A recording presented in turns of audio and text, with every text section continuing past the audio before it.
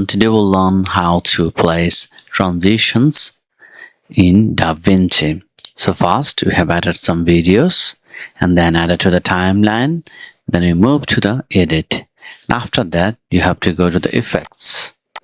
Once you click effects, you'll have to click here.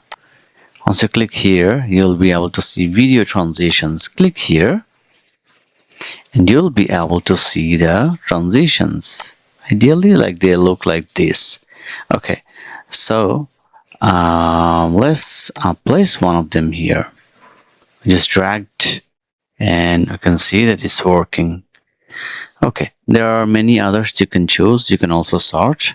Okay, so we'll try another one. Let's try this one and you will see it cannot be placed.